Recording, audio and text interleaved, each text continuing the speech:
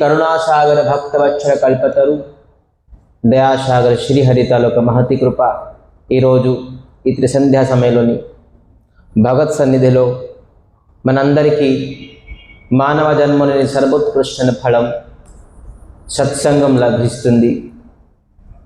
అది కేవలం హరి, గురు మరి వైష్ణవుల తాలూకా విశేషమైన కృప. ఈరోజు చాలా అద్భుతమైన రోజు. శ్రీకృష్ణ పరమాత్మ తాలూకా అవతారాల గురించి గత 15 రోజుల నుంచి మనం ప్రతి నిత్యం సంధ్యా సమయంలోని ప్రసంగం వింటూనే ఉన్నాం.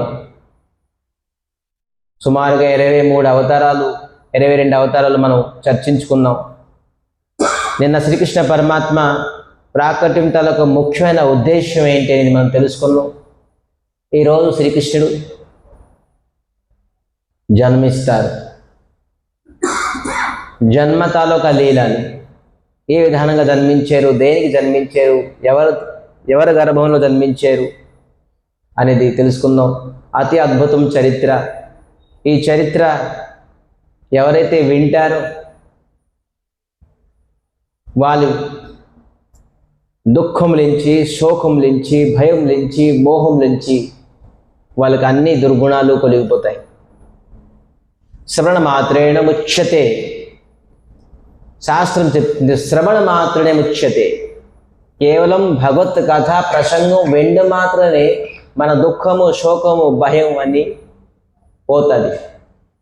సో అందరం భగవంతుడి దగ్గరికి వచ్చి మనం శోకము, భయము, మోహము పోనందుకే వచ్చాం ఇక్కడ దర్శనానికి. సో అందుకే అందరూ ఈ కథా ప్రసంగంకి లాభాన్ని తీసుకోవాలని మరి కోరుకుంటున్నాం.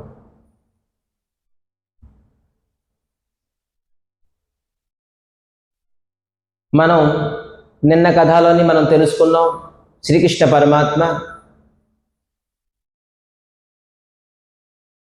ప్రేమమయ రసమూర్తి. అతను ఎటువంటి మూర్తి? రసమూర్తి. ఏం రసమూర్తి? ప్రేమమయమైన. భగవంతుడును భక్తుల నుంచి ప్రేమని తీసుకోవడానికి స్వయంగా భగవంతుడు వస్తారు. ఇంకా మిగతా 22 అవతారాలు 23 అవతారాలు భగవంతుడు ధర్మ సంస్థాపనార్థాయో, దుష్టులకి సంహరించడానికి, వినాశాయ చ దుష్కృతాం, ఇటువంటి కార్యాలు చేయడానికి వచ్చారు. కానీ భగవంతుడు శ్రీకృష్ణ పరమాత్మ కేవలం ప్రేమని ఇచ్చిపుచ్చుకుందాం. సో ఎటువంటి ప్రేమ అది అనేది ఎవరో హృదయంలోని భగవంతుడు వస్తారు అనేది ఈరోజు తెలుసుకుందాం. ప్రాయ ద్వాపరయుగం అంతమైపోతుంది. తత్కాలీన రాజులందరూ దుస్సంగం చేసి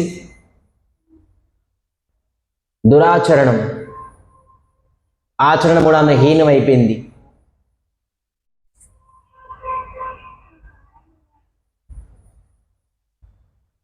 రాజ్యభారాన్ని, రాజ్య శాసనాన్ని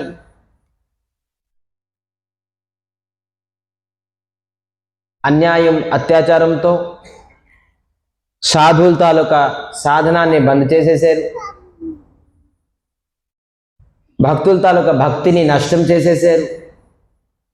ఋషులు మునుల తాలూకా అగ్నిని బంద్ చేసేసారు. ఇదే ప్రపంచానికి పవిత్రం చేసేది. ఈ రాజుల తాలూకా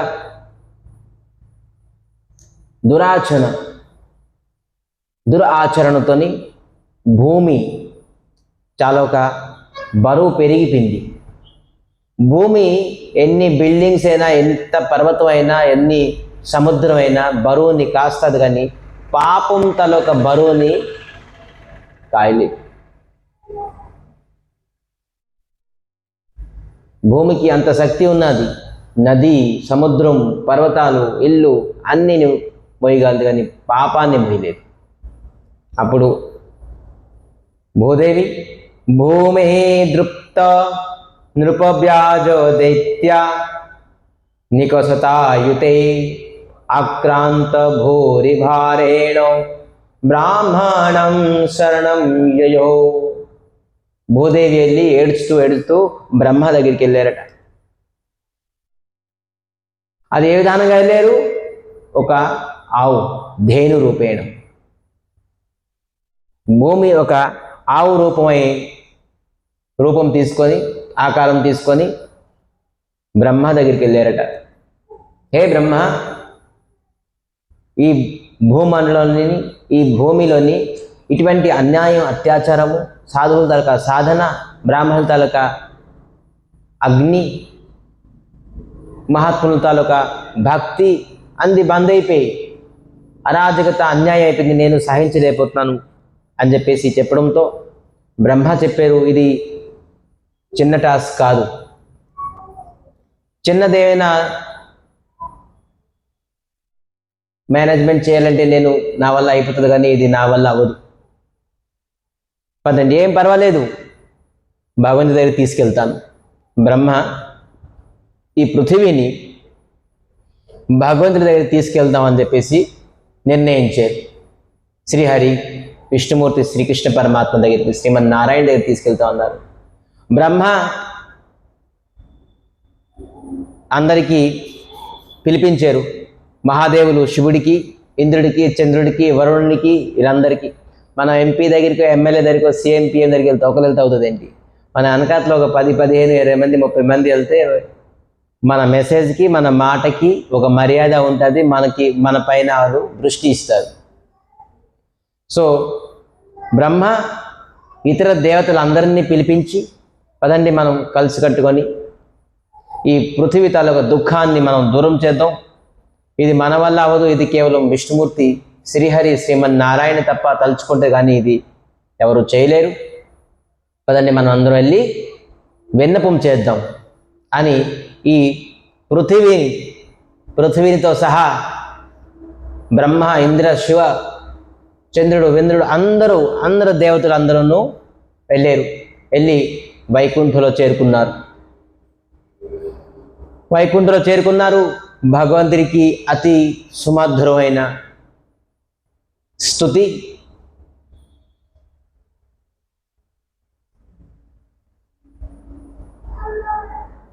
ఇటువంటి అద్భుతమైన స్తుతి దేవస్తుతి అంటారు. దీనికి పురుష సూక్తం.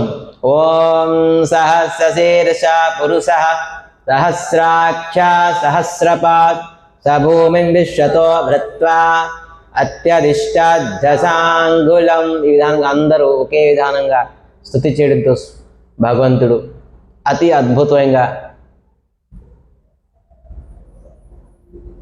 ప్రకటమయ్యారు. అక్కడ వైకుంఠంలోని చెప్పారు, ఏంటైంది దుఃఖం, అందరూ ఈ విధానంగా వచ్చారు. స్వామి,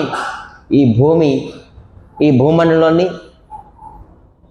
అన్యాయం, అరాజకత, కష్టము, బ్రాహ్మణుల తాలూకా వేద మంత్రాలు, అగ్నిహోత్రం అన్ని బంద్ చేసేసారు. మరి గోహత్య లాంటి అన్యాయం, అత్యాచారం కూడా ప్రారంభించేశారు. సాధువుల తాలూకా సాధన, భక్తుల తాలూకా భక్తి అన్ని నష్టం చేసేసారు. దానికి మీరే ఖచ్చితంగాను రక్షించాలి అని చెప్పడంతో భగవంతుడు, శ్రీమన్నారాయణుడు అందరికీ ఆస్వాదన ఇచ్చారు. ఏం భయం లేదు, నేనే స్వయంగా ప్రకటమవుతాను అని ఆస్వాదన ఇవ్వడంతో బ్రహ్మ వెంటనే ఎక్కడ అవుతారు, ఎప్పుడు అవుతారు అని క్వశ్చన్, కుతూహలం. బ్రహ్మ ఎప్పుడు, ఎందుకంటే భగవంతుడు తప్ప ఈ అధర్మాన్ని, ఇటువంటి సీరియస్ కేసుని డీల్ చేయలేరు. సో భగవంతుడే డీల్ చేయలేదు కాబట్టి భగవంతుడికి అడగడంతో భగవంతుడు చెప్తున్నారు, వసుదేవం గృహే సాక్షాత్ భగవాన్ పురుష పరః వసుదేవ్ ఇంట్లోని నేను ఖచ్చితంగా జన్మిస్తాను అని ఆస్వాదన ఇచ్చారు. మరి బ్రహ్మాది దేవతలందరికీ ఏం చెప్పారంటే, మీరు కూడా ఎవరు గోవుగా, ఎవరు శఖ, మరి ఎవరు ఏ విధానంగానో మీరు గోపాల బాలకులుగా అందరూ మీరు కూడా జన్మించండి. నా లీలని భక్తుల తాలూకా ప్రేమ ఆదానం ప్రదానం ఇచ్చిపుచ్చుకోవడానికి మీరు కూడా సాయం చేయాలి అని చెప్పడంతో బ్రహ్మాది దేవతలందరూ ఆనందపడారు. కొంతకాలం భూమిలోని భగవంతుడితో సహా మేము ఉండగలం, సమయం కేటాయించగలం. బ్రహ్మాది దేవతలందరూ ఉల్లాసం ఆనందపడిపోయారు. స్వామి, ఎంతో ఈ భూమి తాలూకా భారాన్ని మీరు నష్టం చేసి మాకు అలాధనం అంటే ఆనందం ఇచ్చినందుకు వస్తున్నారు. మేము ఖచ్చితంగా మేము బ్రజభూమిలోని మేము కూడాను మీ లీలాకి సహాయపడతామని చెప్పేసి బ్రహ్మాది ఇంద్ర దేవతలు అక్కడి నుంచి వెళ్ళిపోయారు. తత్కాలీన మథురాలోని, ఈ భారతదేశంలోని మథుర అని యూపీలో ఉన్నది, మథురా మండలం. మథురాలోని ఒక రాజు సూర్సేన్ తాలూకా చిన్న పుత్రుడు, అతని పేరు వసుదేవ్. మరి అదే మండలంలో ఇంకో రాజు ఉండేరు, రాజా దేవక్. తన తాలూకా చిన్న కన్య దేవకి. సూర్సేన్ తాలూకా చిన్న పుత్రుడు మరియు దేవక్ రాజు తాలూకా కన్య, చిన్న కన్య దేవకితోని వివాహాన్ని నిశ్చయించారు. దేవికి మరి వసుదేవ్ తాలూకా వివాహం సుమారుగా 15 రోజులు అయ్యింది. మథురా మండలం అంతా ఒక దివ్యమైన ఆనందమైన వాతావరణం. వివాహం వస్తే మనలో కళ వచ్చేస్తుంది, మన ఇంటికి కళ వచ్చేస్తుంది. మన ఇంట్లో ఒకటే కళ, అదొకటే వివాహం అని ఒక సంఘర్షణం. దాని తర్వాత ఎలాగా ఆనందం ఉండదు కాబట్టి. సో సో వివాహం అనేది ఏదైనా ఆనందం పడితే అప్పుడే ఆనందం పడిపోవాలి అందరూ. సో వివాహం అయింది. 15 రోజులు దివ్యమైన వివాహ మహోత్సవం, తాళాలు మేళాలతో. మరి దేవికి తాలూకా కజిన్ బ్రదర్ కంసుడు, దేవికి పైన ఎంత భక్తి, ఎంత ప్రేమ ఉండేది చెల్లెలి పైన. తనే స్వయంగా రథం మీద కూర్చొని, అప్పగింతలు అంటారుగా, అప్పగింతడానికి రథం మీద కూర్చొని రథంలోని బోల్డు మతి, మాణిక్యం, వైడూర్యాలు, బంగారం, మరి అప్పుడుతో డాలర్స్ లేకపోతే భూమి ఇవన్నీ లేకపోండి. అప్పుడుతో అశ్వము, గుర్రాలు, ఏనుగులు ఈ విధానంగానే కట్నంతో ఉండేది. ఇంకా కొద్దిగా పూర్వము కట్నంతో భగవద్గీత ఇచ్చేవారు. తెలుసా మీకు? విన్నారు ఎప్పుడైనా? కట్నంతో ఆడపిల్లలకి భగవద్గీత ఇచ్చి పంపించేవారు అత్తగారింటికి. ఇంకొద్దిగా ముందుకు వెళ్తే అత్తగారింటికి తులసి మొక్క ఇచ్చి పంపించేవారు. అద్భుతమైన మన సాంప్రదాయం. కానీ అదంతా నన్ను నష్టం అయిపోయింది. ఇప్పుడు మొత్తం అంతే ట్రాన్స్ఫర్ అయిపోవాలి, ఆర్టీజీసీ. ఓన్లీ ఇదే ఇచ్చిపుచ్చుకుంటాక మనం ఎంగేజ్మెంట్ అవుతుంది, లేదంటే లేదు. అది కూడా కండిషన్ 50% ముందు రావాలి, దాని తర్వాత 20% ఇలాగ రావాలి, భూమి రిజిస్టర్ అవ్వాలి, బండి ముందు వచ్చేసేయాలి ఇంటికి. బోల్డ్ కండిషన్స్తో వివాహం. అది బోల్డ్. సో అద్భుతమైన అప్పగింతలు అవుతుంది. కంసుడు రథం మీద, అందరూ ధైర్యంగా, ఆనందంగా, ఉత్సాహంతో వినాలి. కృష్ణుడు ప్రాకటం అవుతున్నారంటే ఎంతో మనం అందరూ వెల్కమ్ చెప్పాలి. దుర్భాగ్యంతో మనం కృష్ణాష్టమి చేసాం కానీ ఆ రోజు కథ అవ్వలేదు, కేవలం అభిషేకం అయింది. దాని తర్వాత కథ చెప్పడానికి అవకాశం దొరకలేదు, సమయం.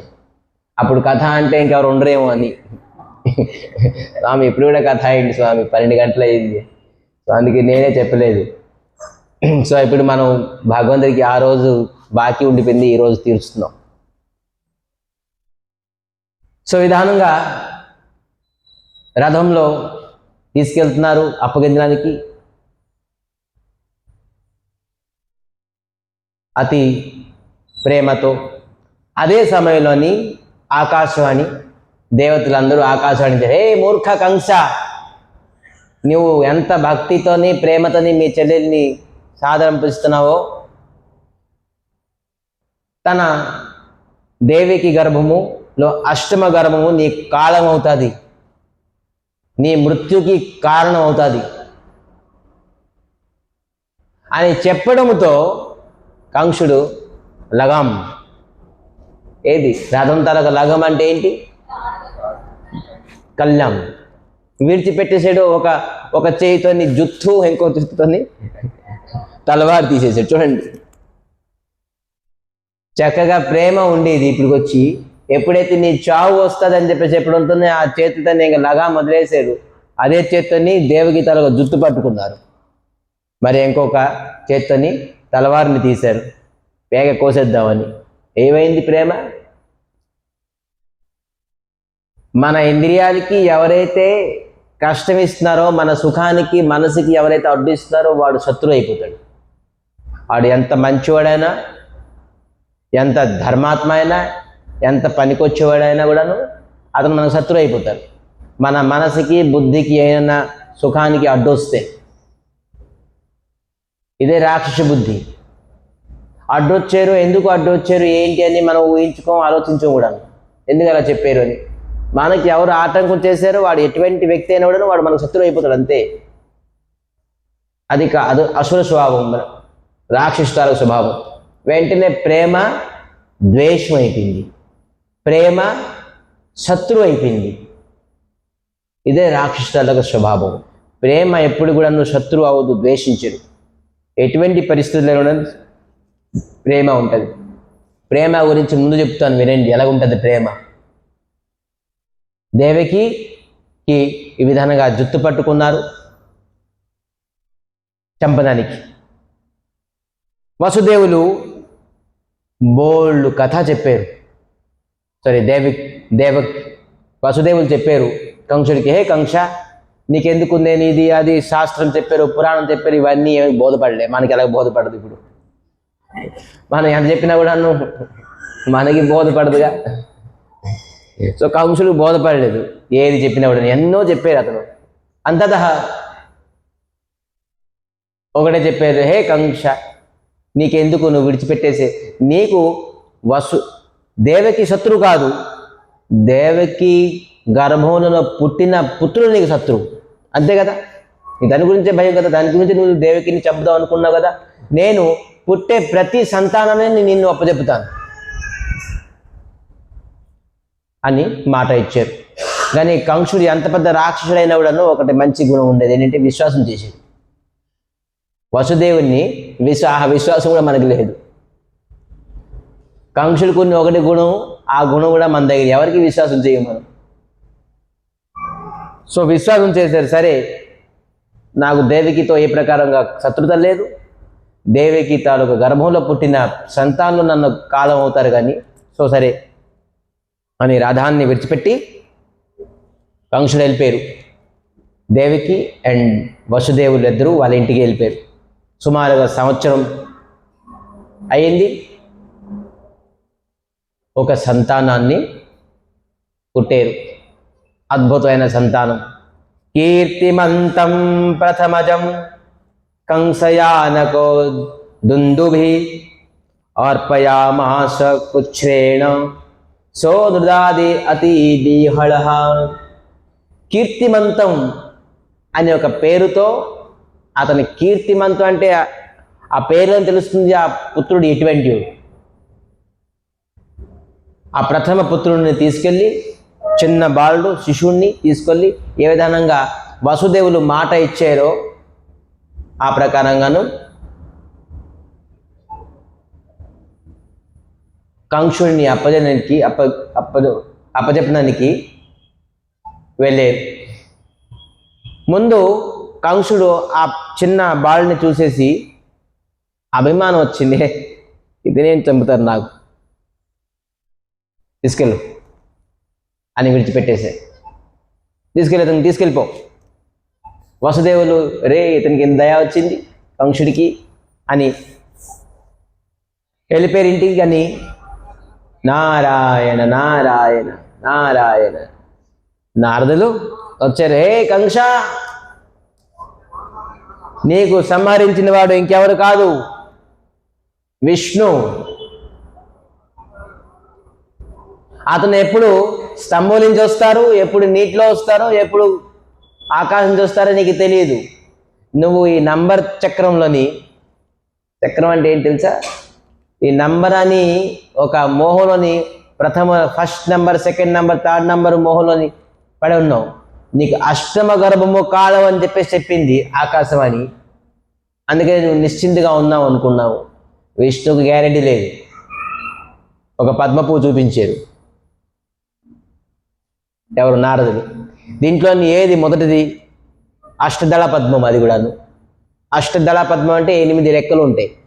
8 రెక్కలని ఇది మొదటి రెక్క ఏది చూపించు, 8వ రెక్క చూపించు నాకు. కంసుడు ఇటువంటి త్వరగా అర్థమైపోతుంది కంసుడికి. కంసుడు తన బుద్ధి ఇటువంటివి చాలా త్వరగా అర్థమైపోతుంది, అర్థం చేసుకుంటారు. అవును, నిజమే. అంటే అధర్మముది, అన్యాయం ఇది చాలా త్వరగా మన బుద్ధికి ఎక్కిపోతుంది. మన స్వభావం అటువంటిది కదా, కంస స్వభావము, రాక్షస స్వభావము. సో అందుకే కంసుడికి లైట్ వెలిగిపోయింది, బల్బు వెలిగిపోయింది. అరే నిజమే, తీసుకురండి. ఆ దేవికి, వసుదేవులకి మరియు పుట్టిన పుత్రుడికి కూడాను ముగ్గురికి కారాగారంలోనే పెట్టేసింది, జైల్లో పెట్టేసింది.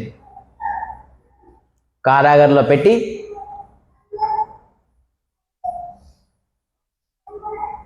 ఆ పుత్రుణ్ణి స్వయంగా తన చేతిలోని తీసుకెళ్ళి, ఇప్పటికీ మీరు బృందావనం వెళ్తే మథురాలోని కృష్ణుడి తాలూకా జన్మభూమి అని ఉన్నది, కృష్ణ జన్మభూమి అని. ఆ కృష్ణ జన్మభూమిలోని ఒక జైలు ఉన్నది, అదే కంసుడి తాలూకా కారాగారం. ఆ కారాగారంలో ఒక శిల ఉన్నది ఇప్పటికీ.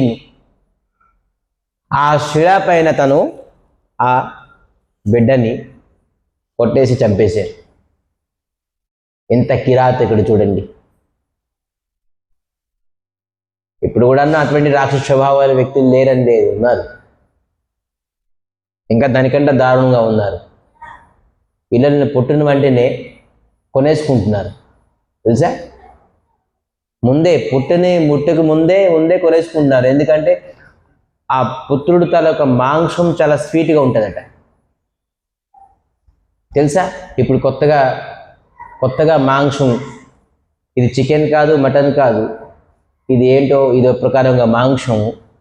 ఇది సంతానం పుట్టగానే తీసుకెళ్ళిపోతున్నారు. వాళ్ళకి చక్కగా బాయిల్ చేసుకొని మంచి మసాలా వేసుకొని తింటే అది ఇంకా దానికంటే, ఎందుకంటే మనిషి తాలూకు మాంసం అతి స్వీట్ అట, అద్భుతమైన టేస్ట్ అట. సో అందుకే కొనుక్కొని వెళ్ళిపోతున్నారు పుట్టగానే. సో కంసుడి కొద్ది కిరాతకులు తక్కువ, చంపేసి విడిచిపెట్టేసాడు. మనం అది కొనుక్కొని ఫ్రై చేసుకొని తింటున్నారు చాలామంది, అది అద్భుతం అనుకొని. ధన్యం అటువంటి తల్లిదండ్రులని అమ్ముకొని సంతానానికి, అది ఎటువంటి వ్యక్తిలో. సో ఈ విధానంగా జన్మభూమిలోని ఆ శిలా మీద కొట్టేసి చంపేశారు. అలాగా 1, 2, 3, 4, 5, 6 సంతానాలను అదే శిలా మీద 6 బిడ్డల్ని చంపేశాడు కంసుడు. కానీ 7వ నంబరు పుత్రుడు గర్భంలోని వచ్చి ఈ కంసుడు సంహరించేస్తారని చెప్పేసి భగవంతుడు శ్రీ విష్ణు శ్రీమన్నారాయణుడు ఈ సంసారం, ఈ జగతం పేరు దుర్గ. ఈ జగతానికి సంస్కృతులని దుర్గ అన్నారు. మరి ఈ దుర్గ తాలూకా అధిపతి దుర్గాదేవి. దుర్గాదేవికి ఆదేశం ఇచ్చారు, హే దేవి, మీరు వెళ్ళి ఇప్పుడు దేవికి వసుదేవుల తాలూకా గర్భంలోని అష్టమ గర్భంలోని శంకర్షణుడు బలరాముడు వస్తారు. ఆ తాలూకా గర్భము మీరు రోహిణి గర్భంలోని ట్రాన్స్ఫర్ చేసేసేయాలి. అందుకే సంకర్షణ అన్నారు. సంఘర్షం చేశారు కాబట్టి గర్భము ట్రాన్స్ఫర్ అయిపోయింది. దేవి ఈ విధానంగా హెల్ప్ చేశారు కాబట్టి భగవంతుడు ఆదేశం ఇచ్చారు.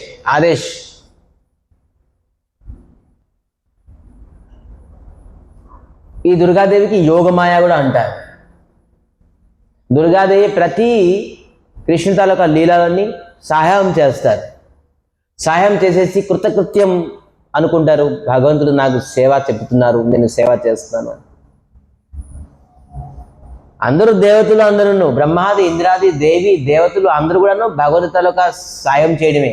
భగవంతుడు ఏది ఆదేశిస్తారో అది పాటించడమే.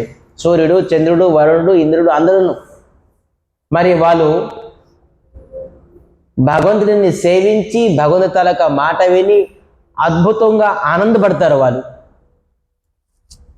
భగవంతుడు నన్ను చెప్పారు, మనం ఎవరో బాస్ చెప్పారో, సీఎం పిఎం మనకి ఒక రెస్పాన్సిబిలిటీ ఇచ్చారు అనుకోండి, మనం భగవంతుడు సీఎం నాకు రెస్పాన్సిబిలిటీ ఇచ్చారని మనం జాగ్రత్తగా చేస్తాం, అభిమానంతో ఆనందంతో చేస్తాం, చాలా పర్టికులర్గా చేస్తాం, రెస్పాన్సిబిలిటీగా చేస్తాం.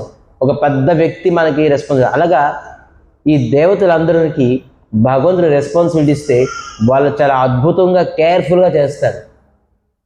మరి మనసు పెట్టి చేస్తారు.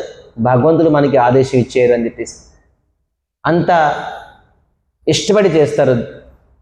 సో విధానంగా దుర్గాదేవి వెంటనే దేవకిలో గర్భంలో ఉన్న సప్తమ గర్భము రోహిణి గర్భంలోని మార్చేశారు, ట్రాన్స్ఫర్ చేసేసారు. తల్లాలు లేచి చూసేటప్పటికి దేవికి తాలూకా గర్భంలోని సంతానం లేదు. ఎంత దుఃఖం! సప్తమ వైష్ణవధామ యమనంతం ప్రచక్షతే గర్భ విభుభో దేవక్యా హర్షశోకో వివర్ధన. సప్తమ వైష్ణవధామం. ఇతను ఎవరైతే ఉన్నారో బలరాముడు, వీరు వైష్ణవుల తాలూకు గురుతత్వం.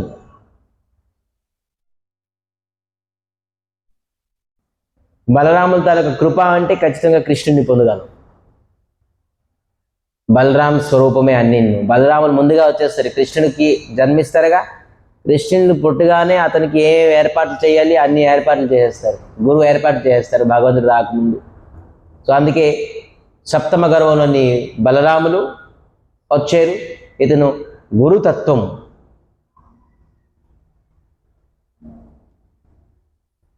పొద్దున్న అయ్యేసప్పటికి గర్భము లేదు. దేవికి తాలూకా పాపం 6 పిల్లలు పుట్టిన తర్వాత చనిపోయారు, కానీ 7వ పుత్రుడు అసలు పుట్టలేదు, గర్భపాత అయిపోయింది అని తన దుఃఖము ఎంత కాదు. ఇతిహాసంలోని ఇటువంటి దుఃఖము జగత్తులోని ఎవరికి ఉండదేమో. ఏ తల్లిదండ్రికి, ఏ స్త్రీకి, ఏ తండ్రికి కూడా ఉండదు. 7 పుత్రులు తన కల్లారా చనిపోయారు. ఆ తల్లి తాలూకా మనసు, ఆ తల్లి తాలూకా హృదయము ఎటువంటిది, ఎలాగుంటుంది దుఃఖం. ఈ దేవికి వసుదేవులు ఎవరు? కృష్ణుడి తాలూకా తల్లిదండ్రి అవుతారు, అంతేనా? వాళ్ళు ఎక్కడ ఉన్నారు? కారాగారంలో ఉన్నారు, జైల్లో ఉన్నారు. మరి ఏమైంది? 6 పుత్రులు చనిపోయారు. ఇంతకంట మించిన ఇంకేమైనా దుఃఖం ఉన్నదా? దీనికి ఊహించుకోండి, ఇంతకంట పెద్ద దుఃఖం ఉన్నదా ఎవరికైనా? ఏ తండ్రికైనా, ఏ స్త్రీకైనా ఇంతగా మించిన దుఃఖం ఇంకా జగత్తులోని ఎవరికి ఉండదు. వాళ్ళు పడిన శోకము, దుఃఖము ఇంకా ఈ జగత్తులోని ఎవరు పడిపోయి ఉంటారు. కానీ దుఃఖము ఎంత పడుతున్నారో వాళ్ళ తాలూకా భగవంతుడి పట్ల వాళ్ళకి ప్రేమ, భగవంతుడి పట్ల వాళ్ళకి విశ్వాసము, భక్తి, నమ్మకము, శ్రద్ధ ఏమాత్రం తగ్గలేదు. మరి ఎంత దుఃఖం వస్తుందో వాళ్ళు భగవంతుడి పైన అంత ప్రేమ, భక్తి, శ్రద్ధ పెరుగుతూనే ఉన్నారు. ఇదే విచిత్రం. మనకి దుఃఖం వస్తే భగవంతుడు లేదు ఏం లేదు, కట్ బై కట్, భగవంతుడు లేదు ఏం లేదు, భగవంతుడు మళ్ళీ భగవంతుడికి దగ్గర రావు, భగవంతుడికి మన శత్రువు అయిపోతాడు. భగవంతుడు కూడా శత్రువు అయిపోతాడు. భగవంతుడు ద్వేషిస్తాం. ఏం భగవంతుడు అయ్యా, నామం చేస్తున్నాం, కీర్తన చేస్తున్నాం, రోజు గుడికి వెళ్తున్నాం, ఈ దుఃఖం ఏంటి, మనకి ఈ కష్టం ఏంటి అని భగవంతుడికి విడిచిపెట్టేస్తాం, భగవంతుడికి ద్వేషిస్తాం, భగవంతుడి శత్రువుగా కింద చూస్తాం, మళ్ళీ అన్య ఎక్కడికక్కడికి వెళ్ళిపోతాం. చూడండి, కానీ దేవకి మరి వసుదేవుడు వాళ్ళు ఒక్క ఇంచు మాత్రం వాళ్ళ తలకు భక్తి శ్రద్ధ తగ్గలేదు. దైనందినంగా రోజు రోజుకి భక్తి శ్రద్ధ విశ్వాసం సమర్పణ భావం ఇంకా ఎక్కువైపోతుంది. భగవంతుడు విష్ణుమూర్తి వైకుంఠంలోనే కూర్చొని తన సింహాసనం పైన ఆలోచిస్తున్నారు, ఈ దేవకి వసుదేవులు ఏ మట్టితోని తయారయ్యి ఉన్నారు, ఈ పంచభూతాలు ఈ స్పెషల్ పంచభూతాలతో తయారై ఉన్నారు వీళ్ళు. నేను ఇంత దుఃఖం ఇచ్చాను, ఇంత కష్టం ఇచ్చాను, వీళ్ళలోని నా పైన ద్వేషం కానీ, నమ్మకం కానీ, విశ్వాసం కానీ, భక్తి కానీ, ప్రేమ ఇంచు మాత్రం తగ్గకుంటుంది, ఇంకా రోజు రోజుకి పెరిగిపోతుంది. భూమి కంపమానం అయిపోతే దానికి ఏమంటారు, భూమికంప, ఎర్త్క్వేక్ అంటాం మనం, భూకంపం. కానీ భగవంతుడి తలక సింహాసనం కంపమానం అయ్యింది వీళ్ళ తలక ప్రేమని చూసి. భగవంతుడి పట్ల వీళ్ళకి డెడికేషన్ చూసేసి ఇంకా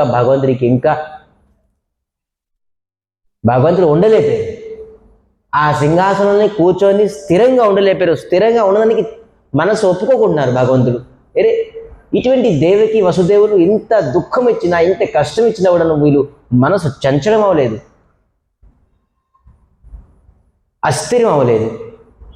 వీళ్ళకి ఇంకా విశ్వాసం, నమ్మకము, ప్రేమ రోజు రోజుకి భగవంతుడు నా పట్ల ఇంకా పెరుగుతుంది అని భగవంతుడే విస్మృతి అయిపోతున్నారు. ఇది భగవంతుల యొక్క ప్రేమ విధానంగా.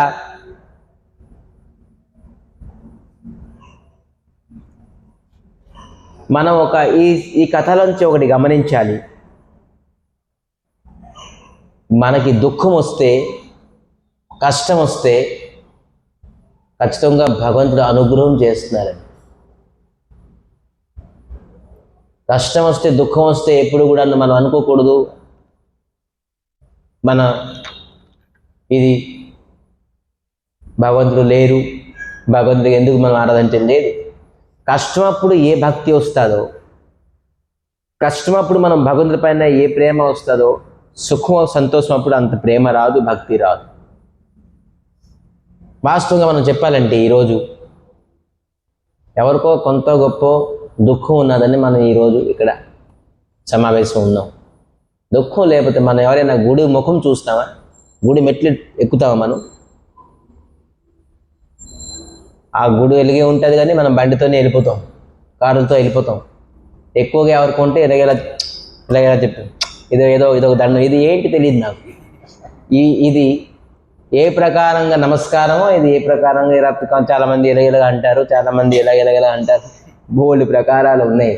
ఇది నమస్కారమో, సైకిలో భగవంతుడితో మాట్లాడతారు. నాకు విచిత్రంగా చూస్తుంటాను అప్పుడప్పుడు రోడ్డు మీద చూసి, విచిత్రమైన భంగిమాతోనే వాళ్ళు వెళ్తుంటారు అంటారు భగవంతుడి పైన. కొన్ని ఏదైతే సరే అట్లీస్ట్ భగవంతుడి వైపు ఇలా చూసారు, ఏదో ఒకటి చేశారు వాళ్ళు అనుకున్నారు కొన్ని భగవంతుడు. కానీ దుఃఖం ఉన్నదని ఈరోజు సమావేశం అయ్యాం. కానీ ఈ దుఃఖం మనకి మేలే, ఈ దుఃఖం, ఈ కష్టం మనకి మంచిదే. ఎవరు ఈరోజు భక్తులై ఉన్నారో వాళ్ళ తలొక చరిత్ర చూడండి, ఖచ్చితంగా వాళ్ళకు ఒక విషాదమైన గాథ ఉంటుంది. వాళ్ళ జీవితంలో ఒక విషాదమైన గాథ, దుఃఖం, కష్టం లేకపోతే వాడు ఎప్పుడు భక్తి లైనని భగవంతుడి పక్కకి రాలేడు. సో ఆ దుఃఖము మనకి ప్లస్ అయిందా, మంచిదయిందా, కష్టమైందా? ఒక మంచి మార్గానికి రావడానికి, కృష్ణుని తల ఒక భక్తి మార్గాన్ని రావడానికి, విష్ణు అందరికంటే భక్తిలోని శ్రేష్టమైన భక్తి విష్ణు భక్తి, శ్రీకృష్ణ పరమాత్మ భక్తి, ఆ దారిని మనం రావడానికి ఈ దుఃఖం మనకి ఏదైతే కలిగిందే, ఈ దుఃఖమే పరమ సుఖం, ఈ దుఃఖమే మనకి పరమ ఆనందకరం. ఈ దుఃఖం లేకపోతే స్వామి నేను ఈరోజు వచ్చి ఈ ప్రసంగాన్ని, ఈ కథాన్ని, ఈ నామాన్ని, ఈ బొట్టుని నేను పెట్టుకొని ఇక్కడ కూర్చోపోదును.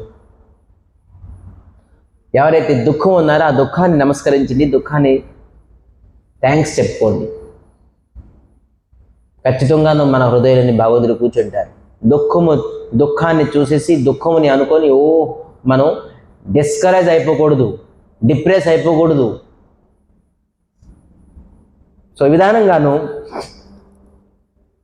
భగవంతుడు ఆలోచిస్తున్నారు ఆ వైకుంఠ సింహాసనంలోని. ఆహా, ఇంత దుఃఖం ఇచ్చినా కూడా నన్ను వీళ్ళు విడిచిపెట్టలేకపోతున్నారే, నా పట్ల ఇంకా భక్తి, శ్రద్ధ, ప్రేమ, త్యాగాన్ని ఇంకా పెంచుకుంటున్నారని చెప్పేసి భగవంతులకు సింహాసనం కంపమానం అయింది. ఈ విధానంగా భగవంతుడు నిర్ణయం చేశారు, ఇంకా ఖచ్చితంగానే నేను వెళ్ళిపోవాలి అని చెప్పేసి. వైకుంఠం నుంచి భగవంతుడు వాసుదేవుల తలక హృదయ గర్భానికి వెళ్ళారు, హృదయంలోనికి వెళ్ళారు. వాసుదేవుల తలక హృదయం నుంచి దేవికి తాలూకా హృదయ గర్భానికి వెళ్ళారు. ఇది ఈ గర్భంలోనే ప్రకటన అవ్వలేదు ఎవరు, భగవంతుడు. మనం అనుకున్నామో తుచ్చమైన మనం ఎలాగా పుట్టామో 9 నెలలు ఇటువంటి మాతృగర్భంలోని మనం 9 మలమూత్రంలోని ఉన్నాం. మనం ఈ గర్భంలో ఉండేదేంటి, ఇది మలమూత్రం తలక సంచి, బ్యాగ్. ధ్యానంగా వినండి, మనం ఎలా ఉన్నామో తెలుసా? సైన్స్ కూడా చెప్తుంది. ఈ గర్భంలోని 9 నెలలు మనం ఎలాగ పుట్టామంటే బుర్ర కిందకి, కాలు పైకి. చూడండి, ఎప్పుడైనా స్కాన్ చూపిస్తే 7th మంత్ అయితే, గర్భవతి అయితే స్కాన్ చూపిస్తారు, మీకు ఎలాగ ఉంటారు. పిల్లడు తలకాయ కిందకు ఉంటుంది, కాలు పైకి ఉంటుంది. ఇక్కడ ఏముంటుందండి, మొత్తం ఓన్లీ మలమూత్రం. మలమూత్రం అంటే తెలుసా? Toilet, bathroom. దాంట్లోనే రివర్స్గా ఉంటాం. మరి ఇలాగా అన్ని బంధించి ఉంటాయి, ఎక్కడికక్కడ కట్టేసి ఉంటాం. మనం ఫ్రీగా ఇలా ఉండలేము, కూర్చొని ఇలా ఉండలేము. ఒక యాలైడిస్ నెట్గా మనకి యాలైడిస్ ఇస్తారు, అక్కడ అలాగ ఉంటాం. మనకి క్రిములు, కీటకాలు, ఉప్పు, కారం ఏది తిన్నా తల్లి మనకి వెంటనే అది రియాక్షన్గా ఉంటుంది. కారం తిన్నా, ఉప్పు తిన్నా, వేడిగా తిన్నా, చల్లదనగా తిన్నా కూడా తను తట్టుకోలేదు. మరి నిత్యం క్రిములు, కీటకాలు మనకి కరుస్తూనే ఉంటాయి. ఒక బాత్రూంలోని ఏదో రైల్వే స్టేషన్కి వెళ్ళామో, లేకపోతే రైల్వేకి వెళ్ళాము, ట్రైన్లో వెళ్ళాము, ఎవరో బాత్రూమ్కి వెళ్ళిపోయారు. మనకి టాయిలెట్ అర్జెంటుగా వస్తుంది, బాత్రూమ్ అర్జెంటుగా వస్తుంది. మనం ఆ బాత్రూమ్ తప్ప ఇంకా వేరే బాత్రూమ్ లేదు. మనం ఏం చేస్తాం చెప్పండి? లేదంటే ఎవరో బాత్రూమ్ టాయిలెట్ వెళ్ళారు, కరెక్ట్గా వాష్రూమ్లో క్లీన్ అవ్వలేదు, మనం వెళ్ళాం, మనకి ఎవరో బయట లాక్ చేసేసారు. మనం 1 hour 2 hour ఉండిపోయాం అనుకోండి, మనం ఎలాగలుగుతాం? మన తలక థాట్స్, థింకింగ్ ఎలాగుంటుంది? ఈవెన్ దో వామిటింగ్ వస్తుంది, వాడు మైండ్ బ్లాక్ అయిపోతుంది. 1 hour 2 hour బాత్రూంలో ఉంటే, ఎవరో బాత్రూమ్కి వెళ్ళారు, క్లీన్ చేయలేదు, మనం అలాగుంటే అలాగున్నాం.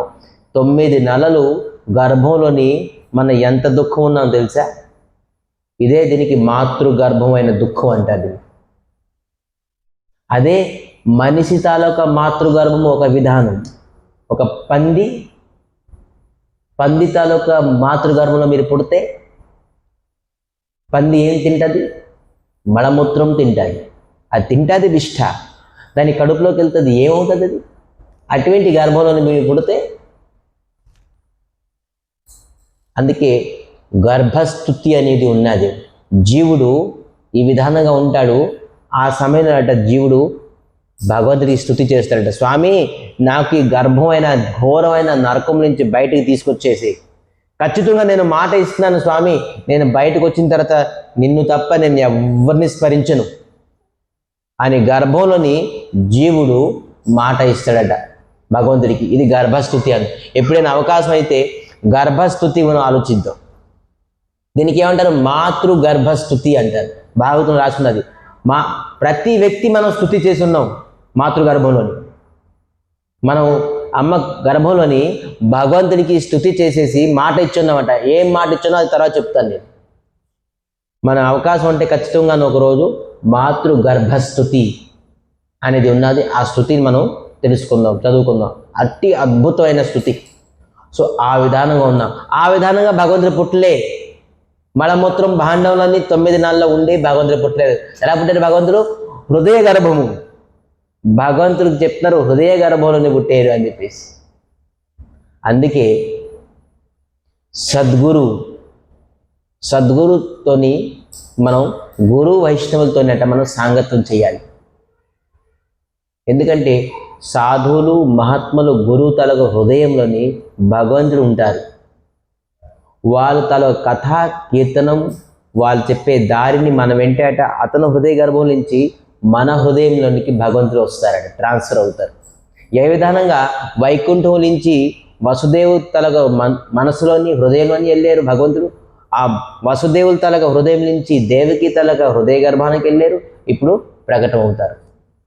సాధువులు కూడాను అలాగే దేవకి లాంటి వాళ్ళే. వాళ్ళ హృదయ గర్భంలోని ఎప్పుడు శ్రీకృష్ణుడినే తలుచుకుంటారు, కృష్ణుడినే ఉంచుకుంటారు. ఎవరు వాళ్ళతోనే సాంగత్యం అయ్యారో అటువంటి హృదయం నుంచి వాళ్ళు వెళ్ళిపోతారు. వైష్ణవ కహే నామ, వైష్ణవులు తోమార హృదయే సదా గోవిందో విశ్రామ. గోవిందుడు ఎక్కడ విశ్రామం చేస్తారో తెలుసా? భగవంతుడు కృష్ణుడు వైష్ణవుల తాలూకా హృదయంలోని.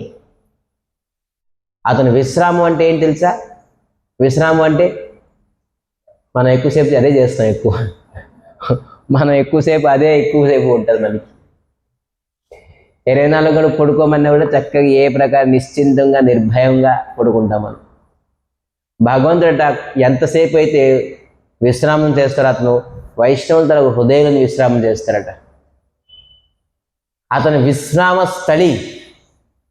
మనం ఇంటికి ఆఫీస్ టెన్షన్లని బిజినెస్ టెన్షన్లని వచ్చేసి ఇంట్లోనే బెడ్రూమ్లోని చక్కగా హాయిగా టెన్షన్ విడిపించేసి చక్కగా ఏసీ వేసుకొని మనం పడుకుంటామే రిలీఫ్ అవడానికి. భగవంతుడు రిలీఫ్ అవడానికి వైష్ణవుల తాలూకా గురువు తాలూకా సాధువు తాలూకా హృదయంలోని రిలీఫ్ అవడానికి విశ్రామం చేస్తారట. అటువంటి హృదయం. సో అటువంటి హృదయం కలిగిన వ్యక్తులు, సాధువులు, మహాత్ములు గురువుతోని మనం సాంగత్యం చేయడం వల్ల అటువంటి హృదయంలోని భగవంతుడు మన హృదయానికి వస్తారు. సో అటువంటి జయ శ్రీ హృదయ భగవానికి త్వరగా ప్రకటన చేయాలి. కృష్ణుడిని జన్మించేసేయాలి మనం. సో అయితే సద్గురువుని మనం ఖచ్చితంగా చేయడం వల్ల మనకు లాభం ఏంటంటే మన హృదయంలో భగవంతుడు వస్తారు. ఏ విధానంగా? వసుదేవుల తాలూకా మనసులోంచి దేవకి తాలూకా హృదయంలోకి వెళ్ళారు, అలా కూడా మనకి వస్తారు. ఎవరు హృదయంలోని పూర్ణ పురుషోత్తమ భగవంతుడు శ్రీకృష్ణ పరమాత్మ ఉన్నారు, వాళ్ళు ఎంత ఆనందంగా ఉంటారు. దేవికి ఒకటేసారి 6-7 పుత్రులు చనిపోయారని భావన కూడా మర్చిపోయారు. ఎప్పుడైతే కృష్ణుడు తన హృదయంలో వచ్చేసి దుఃఖము, శోకము, కష్టము, భయము అన్నీ పోయాయి. ఇంకా ఏ ప్రకారంగా చింత లేదు. ఎంతో తనకి ధైర్యం వచ్చేసింది.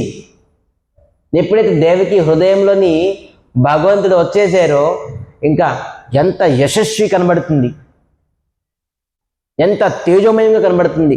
ఎవరో హృదయంలోని భగవంతుడిని విరాజిస్తారో అతను కూడా తేజోమయంగా, ఆనందంగా, సుఖంగా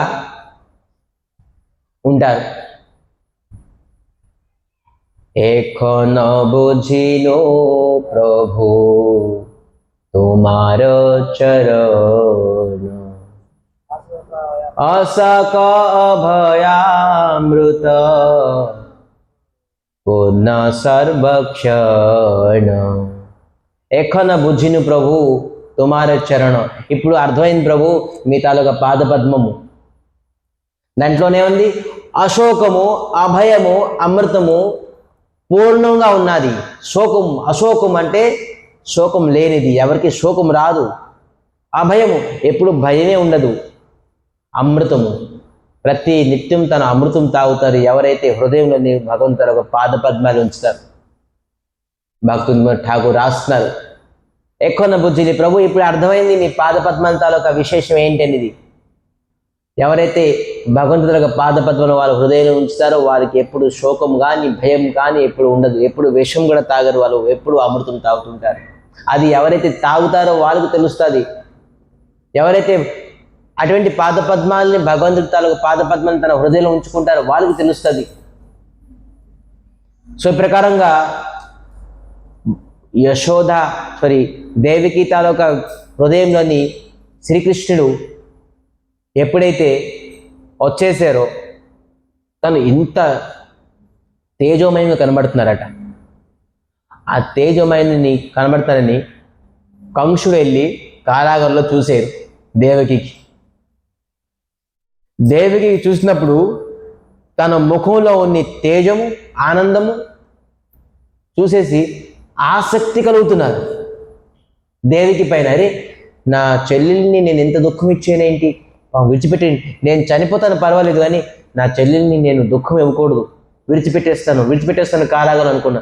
వాళ్ళకి వాళ్ళ తాలూకా సహచరులు మంత్రులు అందరూ లాక్కొని వచ్చేస్తున్నారు. కంస మీ పిచ్చిగా అయిపోయారు రండి అని లాక్కొని వెళ్ళిపోతుంది. మళ్ళీ జైలు నుంచి బయటకు వస్తే నేను దేవికిని చంపాలి, నాకు అర్థమైపోయింది దేవికి గర్భంలోని ఈ అష్టమ సంతానము అష్టమ గర్భము శ్రీహరి శ్రీ విష్ణు వచ్చేసారు. ఎందుకంటే తను ఎంత తేజోమయంగా అశోకంగా అభయంగా కనబడుతున్నారు. నేను ఎప్పుడూ చూడలేదు దేవికి ముఖంలోని ఎంత తేజోమయం, ఎంత సుఖం, ఎంత ఆనందం. ఎప్పుడు ఈ జైల్లో ఉండి తన ముఖము మరి నేను పుట్టిన నుంచి తన ముఖం చూస్తున్నాను కానీ ఇంత తేజోమయం, ఎంత అభయం, ఇంత శోకహీనంగా ఉన్నారు. ఇది ఖచ్చితంగాను శ్రీహరి విష్ణుమూర్తి తన గర్భంలో వచ్చేసారు, తను ఖచ్చితంగా చంపాలి అని చెప్పేసి ఎప్పుడైతే మనం ఆ కారాల నుంచి బయటకు వస్తే అలా అనుకుంటున్నారు. మళ్ళీ నేను చూస్తాను ఒకసారి దేవికి పుట్టేది లేదు, ఎప్పుడు పుడతారని చెప్పేసి మళ్ళీ వెళ్తే మళ్ళీ మోహం అయిపోతున్నారు. దేవికి చంపుతాను, నేను నా స్వయం చేతులతోనే నేను వివాహం చేశాను, మరి ఎంత కష్టం ఇచ్చాను, నేను చనిపోతాను అని చెప్పేసి అనుకున్నారు. మళ్ళీ బయటికి లాగేస్తే మళ్ళీ చంపుతానని. అంటే భగవంతుడు ఎవరైతే హృదయమని భగవంతుడు ఉంటారో వాళ్ళకి ఎవరు ద్వేషించరు. ఒకవేళ మీ అందరికీ ద్వేషిస్తారంటే మీ హృదయాన్ని భగవంతుడు లేరు. ఒక్కసారి భగవంతుడిని మీ హృదయాన్ని ఉంచి చూడండి, మీకు ఎవరు శత్రువులు ఉండరు, మీకు ద్వేషించేవాళ్ళు ఉండరు, అందరూ ప్రేమించే వాళ్ళే ఉంటారు. మీరు ఎక్కడ చూసినా కూడా అక్కడ మీకు అందరూ ప్రేమిస్తారు, మీరు కూడా అందరికీ ప్రేమిస్తారు. ప్రేమ అంటే ఇప్పుడు కుక్కలు పందులు ప్రేమించినట్టుగా ప్రేమ కాదు, అది దానికి ప్రేమ అనరు. ఆ ప్రేమ అనేది మధురమైనది, అమృతమైనది. దాంట్లోని ఏ ప్రకారంగానూ స్వార్థం అనేది ఉండదు, దేహిక సంబంధం ఏమి ఉండదు. సో ఇటువంటి ప్రేమ అది. ఈ విధానంగా కంసుడు దేవికి చూడకుండా ఆసక్తి అయిపోతున్నారు. వచ్చింది 3 నెలలు అయిపోయింది, 9 నెలలు అయిపోయింది. భాద్రపద మాసము కృష్ణపక్ష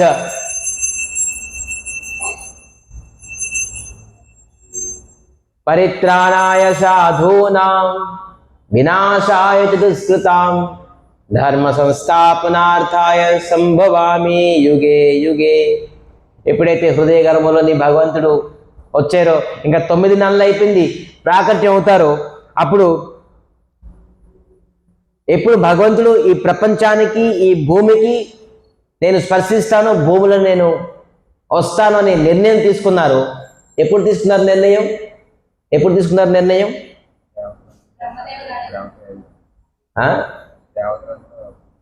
నిర్ణయం ఎప్పుడు తీసుకున్నారంటే ఎప్పుడైతే ఈ వసుదేవులు మరి దేవికి తనకు దుఃఖము ఈ విధానంగా ఉన్నది, నా పైన సమర్పణ భావం, ప్రేమ, భక్తి ఇంకా వీరికి పెరుగుతుంది.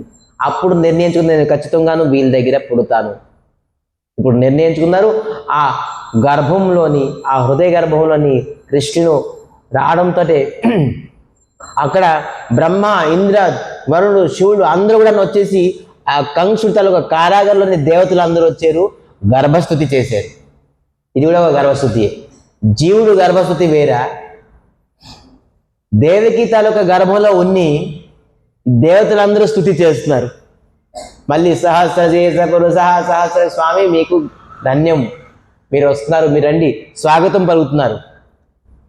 అటువంటి ఇది గర్భస్థుతి. ఆకాశము గ్రహ నక్షత్రాలు అన్నిన్ను శాంతంగా కనబడుతుంది. శీతలమైన చల్లదనమైన గాలి ప్రవాహం అవుతుంది. మరి కంసాది రాక్షసులందరూ భయము శోకంలోనూ ఉన్నారు. మరి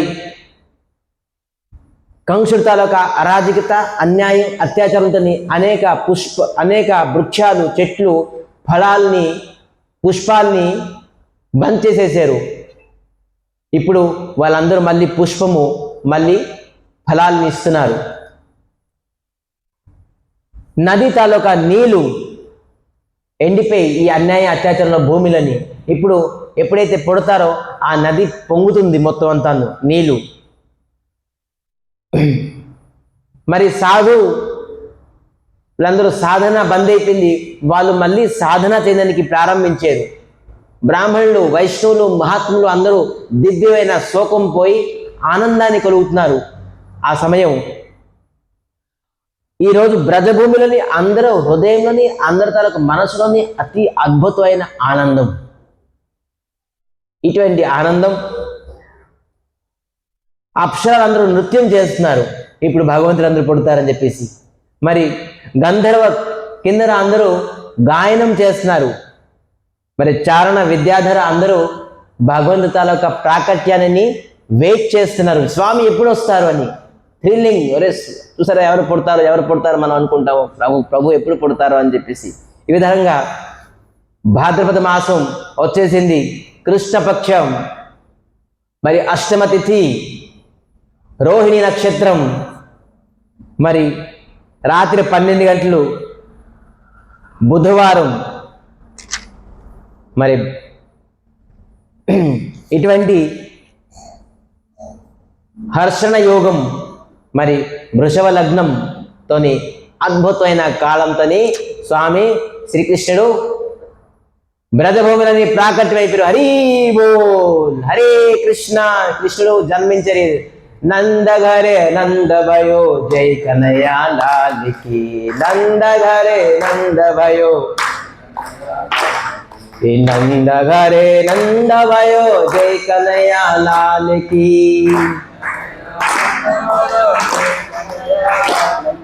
జై కనయ్యా లాల్ की, जय यशोदा लाल की. हरि बोल. जय कन्हैया लाल की, जय यशोदा लाल की. ये नंद घेरा नंद भयो, जय कन्हैया लाल की. हाथी दिने घोड़ा दिने, जय कन्हैया लाल की. हाथी दिने घोड़ा दिने, जय कन्हैया लाल की. जय कन्हैया लाल की, जय यशोदा लाल की. आनंद उमंग भयो, जय कन्हैया लाल की. जय कन्हैया लाल की, जय यशोदा लाल की. गोकुल नंद भयो, जय कन्हैया लाल की. कोटि ब्रह्मांड के अधिपति लाल की. कोटि ब्रह्मांड के अधिपति लाल की. जय कन्हैया लाल की, जय यशोदा लाल की. नंद घेरा नंद भयो, जय कन्हैया लाल की. गौवा चारणे आया, जय पशुपाल की.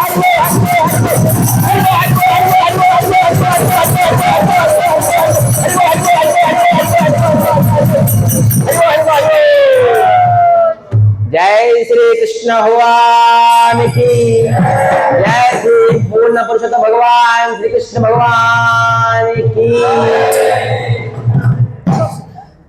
అందరూ బ్రజభూమిలోని అతి అద్భుతమైన ఆనందమైన ఇది ఈ విధానంగాను నంద ఇంట్లోని పొద్దున్న అతి అద్భుతమైన ఆనందంతో నృత్యంతో కీర్తనతో బాధ్యాలతో ఆనందమైంది. సో కృష్ణ తలక ఆహ్వానం మనం ఈ విధంగా నృత్యంతో చేయొచ్చు కాబట్టి ఖచ్చితంగాను మన హృదయంలో ఉన్న భగవంతుడు వస్తారు. అందరికీ ఈ కథా ప్రసంగం విన్నందుకు చాలా చాలా ధన్యవాదాలు. అందరూ 2 నిమిషాలు భగవంతుడు ప్రసన్నం గురించి అందరూ నామం చేయాలి భక్తి శ్రద్ధలతో.